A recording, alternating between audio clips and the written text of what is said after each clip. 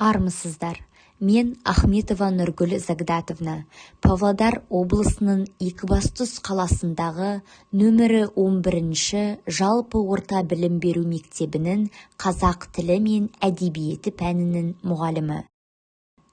2019 жылы мектепті алтын белгіге тәмамдадым. Мектеп қабырғасында қалыптасқан балалық арманым мен жүрегімнің қалауы ұштасып мұғалімдікті таңдадым. Ұстаз болуға деген талпыныс мақсат жетелеп ұстаздар ордасына алып барды. Әлкей Марғұлан атындағы Павлодар педагогикалық университетіне түстім. 2023 жылы жоғарғы оқу орнын қызыл дипломмен үздік аяқтадым.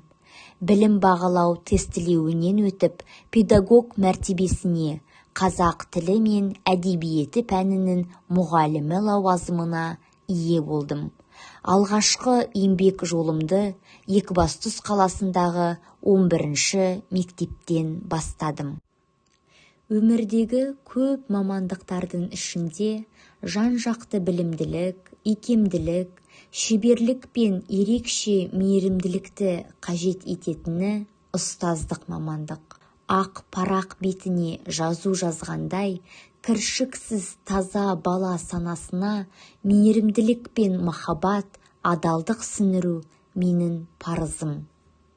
Жастық күш қуатым мен ерік жігерімді, білімімді ұстаздық жолында сарп ету менің мұғалімдік борышым. Ұстаз болудағы мақсатым жас ұрпаққа дұрыс бағыт-бағдар беру, болашаққа саналы көзбен қарауға баулу, әр шәкірттің тұлға болып қалыптасуына ықпал ету. Оқушыларымның бойына 21 ғасыр дағдыларын қалыптастырып қана қоймай, рухани байлығы мен адамгершілік құндылықтарын да дамыту менің ұстанымым. Жай ұстаз емес, шәкіртіне үлгі боларлық жақсы ұстаз болу арманым. Мұғалім өмір бойы үздіксіз білім алып, оқуды, ізденуді тоқтатпауы керек. Қазіргі таңда өз мамандығым бойынша магистрлік білім алудамын. 2023 жылдың қыркүйек айында өрлеу біліктілік арттыру орталығының курсын сәтті оқып шықтым. Кемел ұстаз, табысты мұғалім әдістемелік бағыттағы онлайн курсын меңгердім.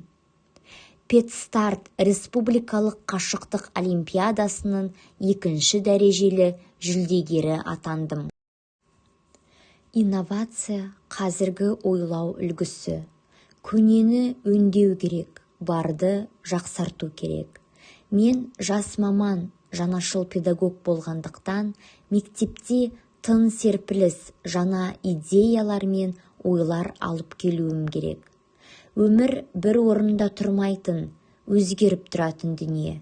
Онымен бірге қоғам мен адам да, мектептегі оқушылар да, олардың сабақты қабылдаулары да өзгерген. Оқушыға тақырып жайлы ақпаратты құлақпен есту жеткіліксіз, оны визуалды түрде көру арқылы жақсы қабылдайды. 21 ғасыр цифрланған заман. Қазіргі оқушылар альфа ұрпақтар саналғандықтан, олар да ақпараттық коммуникациялық технологияларға бейім. Сабақ үстінде цифрлық технологияларды қолдану оқушылардың қызығушылықтарын оятуға септігін тигізеді. Wordwall, Learning Apps, Quizzes, Kahoot сынды платформаларда көптеген тапсырмалар, викториналық сұрақтар, ойындар құру ыңғайлы. Сәттілік шеңберін қолдану сабақ үдерісіне барлық оқушыны қатыстыруға көмегін тигізеді. Еңбек жолын тек пән мұғалімі ретінде емес, сынып жетекші ретінде бастадым. Ұлттық құндылықтарды дәріптеу мақсатында сынып оқушыларымен заманауи әрі ұлттық нақыштағы жилетке мен тақияны киіп жүруді жөн деп санадық. келбет пен ұлттық дәстүр бірлігін сақтауды парыз деп білеміз. Өткізген сабақтарымның тәрбиелік мәніне баса назар аудара қараймын. Ұлы ғұлама, ойшыл Әбу Насыр әл-Фараби айтпақшы, тәрбиесіз берілген білім адамзаттың қас жауы.